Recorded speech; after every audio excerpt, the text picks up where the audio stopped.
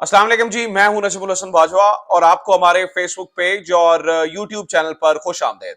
नाज़रीन कराम, कुछ दिन पहले मैंने आपको ये बताया था कि बेनजीर भुट्टो के 15 साल पहले गुमे हुए ब्लैकबेरीज का पता चलने के बाद चीजें बड़ी तब्दील हो रही हैं और कुछ लोगों पर बिजलियां गिरी हैं। कुछ लोग इससे बड़े ही खौफजदा हुए हैं क्योंकि अहम राज खुल सकते थे, अहम राज जो है वो खुलना शुरू हो चुके थे। तो जनाबे वाला, अब उन ब्लैकबेरीज ने कमाल दिखाना शुरू कर दिया है। कुछ बड़ी चीजें हो रही हैं और जरदारी साहब ने बुखलाकर कुछ बड़ी गलतियां भी कर दी हैं।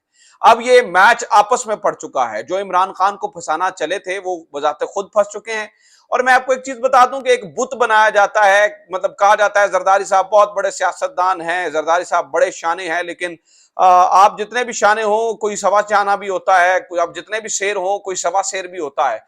तो अब जरदारी साहब के जो शेर है ना वो उनको सवा शेर टक्कर चुके हैं और आपसी लड़ाई शुरू हो चुकी है। इन ब्लैकबेरीज का इस नई होने वाली लड़ाई से क्या ताल्लुक है, कौन से राज खुल रहे हैं, बुखलाकर जरदारी साहब क्या गलती कर रहे हैं, वीडियो के पहले हिस्से में मैंने आपको ये बताना है और असल लड़ाई कहां पे हो रही है वीडियो के दूसरे हिस्से में मैंने आपके साथ ये चीजें शेयर करनी है और कुछ ताजा तरीन अब तक की जो है वो अपडेट्स आपके सामने मैंने रखनी है। मैंने आपको बताया था नाज़रीन इकराम, एक राव अनवार हैं एसएसपी मलीर, उस बंदे ने एक इंटरव्यू दिया है और उस इंटरव्यू में उन्होंने जो बख्तावर भुट्टो ने जो एक ट्वीट किया और उस पे उन्होंने कहा कि भाई इनको नहीं वापस आना चाहिए मुशर्रफ को, उसके जवाब दिए।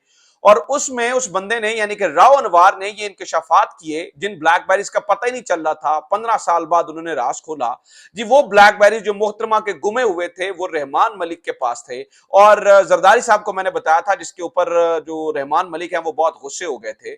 अब चूंकि जिनको ये पता है, जिन्होंने राव अनवार को ये बताया या राव अनवार जिस रेफरेंस से ये बता रहा था कि वो ब्लैकबेरीज जो हैं वो रहमान मलिक के पास थे, उन्हें वो ये भी पता होगा कि उन ब्लैकबेरीज में क्या था या उन ब्लैकबेरीज में क्या मालूमात थी। अब इस बात का मतलब देखें ना, पीपल्स पार्टी को ये मुशर्रफ वाले मामले पर इन्होंने हिट करने की कोशिश की, मतलब उस इदारे को जो इदारा ये चाहता था कि मुशर्रफ वापस आए, इन्होंने उस इदारे को हिट करने की कोशिश की। वहां से जवाबी वार राव अनवार की सूरत में आया और राव अनवार ने इनके शफात किए। अब उन्हें यह भी पता है कि उन ब्लैकबेरीज में क्या है। तो इस पूरे मामले पे जरदारी साहब जो है वो बुखला गए। तो इन्होंने भी जवाबी वार करने का सोचा और बुखलाकर यहीं पे बड़ी मिस्टेक की। और इन्होंने मिस्टेक क्या की है वो मैं आपके सामने रख देता हूं। इन्होंने समझिएगा कि मतलब अपने पांव पर कुल्हाड़ी मारने का एक इरादा कर लिया है।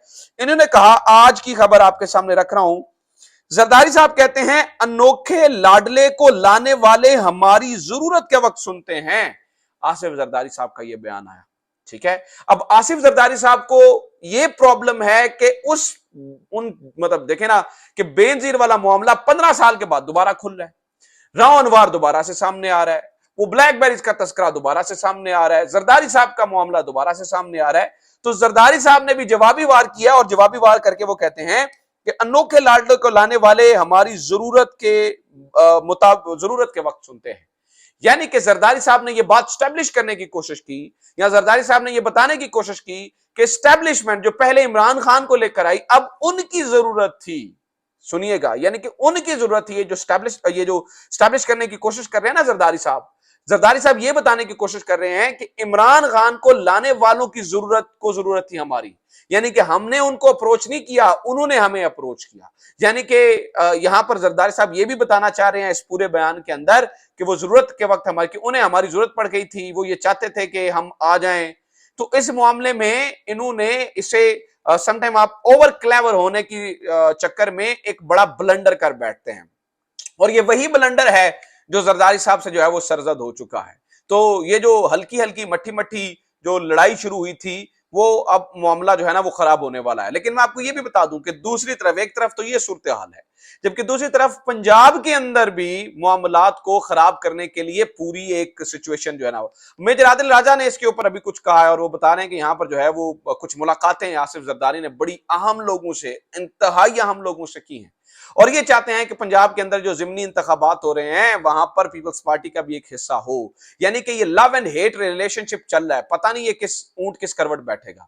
यहां पे मतलब मट्ठे मट्ठे वार भी चल रहे हैं, हल्की हल्की लड़ाई भी चल रही है, क्योंकि जरदारी साहब चाहते हैं कि भाई जो कुछ दिल है आप, मतलब उनका इरादा ये है, उनके करीबी सोर्सेज ये बताते हैं, जरदारी साहब ये चाहते हैं कि जो भी लड़ाई लड़नी है, जो भी मामला करना है, आप मोहतरमा बेनजीर वाले मामले को मत उखाड़िए, آپ 15 سال پرانے جو معاملے کو اکھاڑ کے سامنے بالکل مت لے کر آئیے. اور زرداری صاحب یہ سمجھتے ہیں کہ اس وجہ سے پھر چکے آج آپ یہ بتا رہے ہیں بلیک بیریز کے بارے میں بتا رہے ہیں, کل آپ یہ بھی بتائیں کہ ان بلیک بیریز کے اندر کیا ہے اپنے مفاد کی خاطر, تو پھر ہمارے لیے مشکل ہو جائے گا. آج پھر ہلکا سا ٹریلر جو ہے نا وہ, یا ہلکا سا ٹیزر جو ہے وہ, اسے ہم کہہ سکتے ہیں کہ زرداری صاحب نے دے دیا کہ ہم بھی پھر جواباً جو ہے وہ یہ کر سکتے ہیں. تو صورتحال یہ ہے. اچھا, ایک طرف تو معاملہ یہ ہے, ٹھیک ہے, دوسری طرف دیکھیں, دوسری طرف جو ہے وہ تحریک انصاف کے لوگ وہ بڑے سرگرم ہو چکے ہیں. اور میں پہلی بار دیکھ رہا ہوں کہ اسٹیبلشمنٹ نہیں بلکہ فوج کا نام لے کر جو ہے وہ بہت ساری چیزیں ہو رہی ہیں. صرف فواد چودھری صاحب لکھتے ہیں اس وقت پاکستان کی فوج سب سے غیر مقبول ادارہ ہے. کہنے کا مطلب یہ ہے, اس کا مطلب فواد چودھری صاحب کیا یہ کہہ رہے ہیں کہ جتنے بھی ادارے پاکستان کے اندر ہیں ان سب میں سے جو ہے وہ غیر مقبول ادارہ اس وقت جو ہے وہ فوج ہے. اور پھر صابر شاکر, میں یہ بتا رہا ہوں کہ یہ دیکھیں نا یہ بات پھر کہاں سے کہاں, جن کو لے کر آئے یا جن کو تھوڑا سپورٹ کیا ان کے مطابق ان کی سنی, وہ بھی وار کر رہے ہیں اور دوسرے والے تو کر ہی رہے ہیں. اب صابر شاکر صاحب کہہ رہے ہیں, اب سنیں, یہ اصل میں بلنڈر پہ بلنڈر ہو رہے ہیں ان سے. یہ زرداری صاحب نے بلنڈر کیا, اسی طرح کا ایک بلنڈر خرم دستگیر نے کچھ دن پہلے ایک پروگرام میں کیا.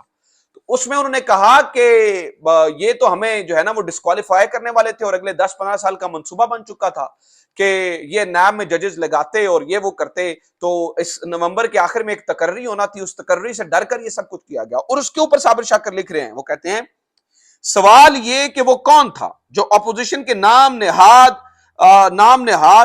جو اپوزیشن کو نام نہاد مخبریاں دے کر ڈرا رہا تھا. سنیے ذرا کہ اپوزیشن کو, اب یہاں پر دیکھیں نا ریلیشن شپ کیا بن رہا ہے, کہ ان کو مخبریاں دے کے ڈرا رہا تھا کہ نئے آرمی چیف کو خوفناک جن بنا کر پیش کر رہا تھا, تمام اپوزیشن خان کے اتحادیوں کو جمع کر رہا تھا. مطلب یہ ہے کہ مسئلہ ملکی معیشت گورننس کا نہیں بلکہ حکومت کا تختہ الٹنے کا واحد مقصد کیا نیا COS یعنی کہ chief of the army staff تھا. کیا صرف مسئلہ یہی تھا, کیا صرف معاملہ یہی تھا, کیا صرف بات یہی تھی جس کے لیے پوری گیم ڈیزائن ہوئی؟ یہ صابر شاکر کہہ رہے ہیں. اور صاحب دیکھیں, جن کو فائدہ دیا ہے وہ بھی وار کر رہے ہیں, جن کو نقصان دیا ہے پھر اب دیکھیں اس طرح کی پھر صورتحال ہوگی جو فواد چودھری کہہ رہے ہیں, اور معاملہ جو ہے وہ خراب ہوگا. اس سے کیا ہوا ہے, اس پوری صورتحال سے کیا ہوا ہے؟ دیکھیں جو کچھ ہے یہ اسے آپ ذاتی لڑائی کہیں یا آپ ملک کی سب کے لیے کچھ کہیں, اس سے مطلب کوئی بھی گیا ہے یا کوئی نیا آیا ہے اس سے ملک کو نقصان ہوا ہے. آج میں یہ پڑھ رہا تھا کہ اوپن مارکیٹ میں ڈالر 213 روپے تک ٹریڈ ہوا ہے, 213 روپے تک اوپن مارکیٹ میں, انٹر بینک کی بات نہیں کر رہا ہوں, یہاں تک اوپر چلا گیا ہے. اور آج ہی مجھے یہ پتا چلا کہ اس مہینے میں جو فورن انویسٹمنٹ ہے وہ صرف 29% تک رہی ہے. یعنی کہ جو فورن انویسٹمنٹ ابھی $200 ملین اس مہینے کے اندر عام طور پہ کراس کر چکی ہوتی ہے, وہ پتہ نہیں شاید 100 کے قریب بھی نہیں پہنچ سکی ہے. ٹھیک ہے, تو اس کا نقصان جو ہے وہ ملک کو ہو رہا ہے, اس کا نقصان پاکستان کو ہو رہا ہے, اس کا نقصان جو ہے وہ ہم سب کو ہو رہا ہے. ذاتیات کی لڑائی میں ملک کا بڑا غرق کر دیا گیا ہے, ملک کی اچھی خاصی چلتی چلاتی معیشت کو رگڑا لگا دیا گیا ہے, پٹری سے اتار دیا گیا ہے, صورتحال کو خراب کر دیا گیا ہے, ذاتی اناؤں کو تسکین دینے کے لیے جو ہے نا وہ ملک کا بھٹا بٹا دیا گیا ہے. تو یہ اس وقت کی صورتحال ہے. اب راز کھل رہے ہیں, چیزیں جو ہے نا وہ عجیب ہو رہی ہیں, معاملات جو ہے وہ گڑبڑ ہو رہے ہیں. So this it from today's episode. امید کرتا ہوں یہ ویڈیو آپ کو پسند آئی ہوگی. ویڈیو کو زیادہ زیادہ شیئر کریں, چینل سبسکرائب ضرور کریں. اپنا خیال رکھیں. خدا حافظ. پاکستان زندہ باد.